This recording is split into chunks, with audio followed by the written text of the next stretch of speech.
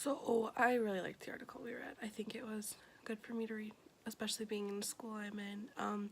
But it's really eye-opening, and like we need to remember that not everyone, just because someone lives in poverty or is born into poverty, it doesn't mean that they have all the expectations we expect them to have. They don't. Oftentimes they do care about their learning, and they do try, and their parents are hard workers and they want to be involved in their child's lives and involved in the learning. But it's easy to class people together because it seems to be what everyone kind of does these days. We hear this and that, and people are stereotyping, and they have no idea what's actually happening in their lives. Like, just because someone lives in poverty, it doesn't mean that they have that stereotypical poverty lifestyle. Like, they do drugs and they drink. Just because they work 65 hours a week does not mean that they feel the need to indulge in illegal activities. I do witness this at the school. A lot. They seem to stereotype a lot. Like, when we're in the teacher's lounge, I hear a teacher grouping her whole class together, and I don't like it. I feel like it's gossip. I feel like it's not fair to those kids, because not every kid learns the same. Not every kid has the same life. No one knows really it's not possible to always know what's happening at home, and don't assume just because it is a low-income school.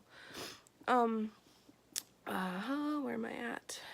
I do think it can be easy to think like that, just because, like I said earlier, it's what we hear every day. It's what we hear all the time. It's easy to stereotype, but we have to get out of that mindset and thinking that of each child as an individual instead of as a whole.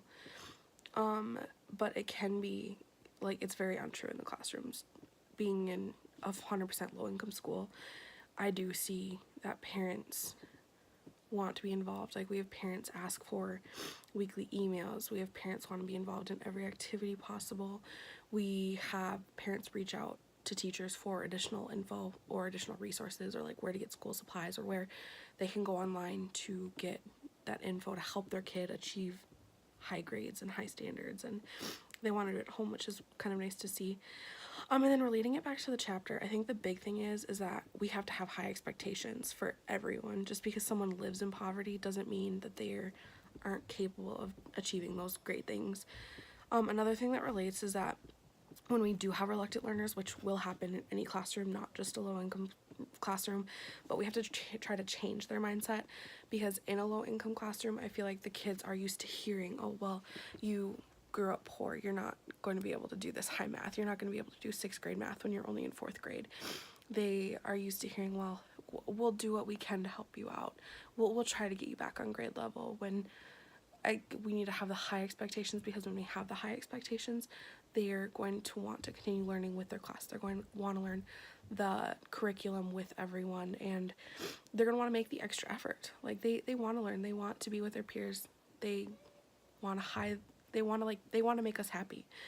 And when we have the high expectations, they don't feel like they're singled out because they live in poverty, or they don't maybe have the best lifestyle at home. But yeah, you don't know what's happening, so don't assume. But yeah, I think it was a really good article. I liked this article in chapter. It was very fitting for my placement right now.